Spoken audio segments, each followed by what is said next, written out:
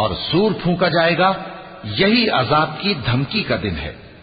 اور ہر شخص ہمارے سامنے اس حال میں آئے گا کہ ایک فرشتہ اس کے ساتھ ہانکنے والا ہوگا اور ایک اس کے اعمال کی گواہی دینے والا۔ یہ وہ دن ہے کہ اس سے تو غافل ہو رہا تھا، اب ہم نے تجھ پر سے پردہ اٹھا دیا تو آج تیری نگاہ تیز ہے۔ اور اس کا ہم نشیں فرشتہ کہے گا کہ یہ اعمال نامہ میرے پاس تیار ہے۔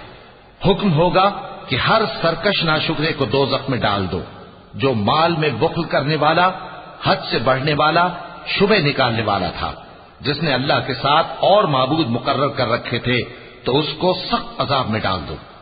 اس کا ساتھی شیطان کہے گا کہ اے ہمارے پروردگار، میں نے اس کو گمراہ نہیں کیا تھا بلکہ یہ آپ ہی رستے سے دور بھٹکا ہوا تھا۔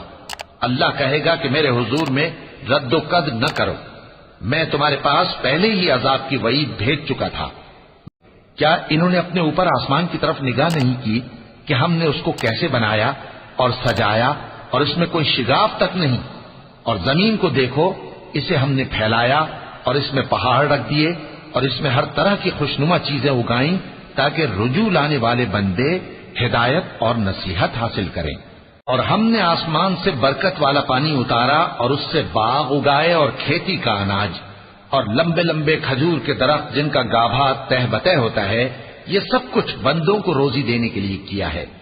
اور اس پانی سے ہم نے مردہ زمین کو زندہ کیا، بس اسی طرح قیامت کے روز نکل پڑنا ہے۔ ان سے پہلے نوح کی قوم اور کنویں والے اور سمود والے لوگ جھٹلا چکے ہیں، اور عاد اور فرعون اور لوط کے بھائی اور بن کے رہنے والے اور تبا کی قوم، غرض ہر ایک نے پیغمبروں کو جھٹلایا تو ہماری دھمکی بھی پوری ہو کر رہی۔ تو کیا ہم پہلی بار پیدا کر کے تھک گئے؟ نہیں، بلکہ یہ اثر نو پیدا کرنے کے بارے میں شک میں پڑے ہوئے ہیں۔ اور ہم ہی نے انسان کو پیدا کیا ہے اور جو خیالات اس کے دل میں گزرتے ہیں ہم ان کو جانتے ہیں، اور ہم تو رگ جان سے بھی زیادہ اس کے قریب ہیں۔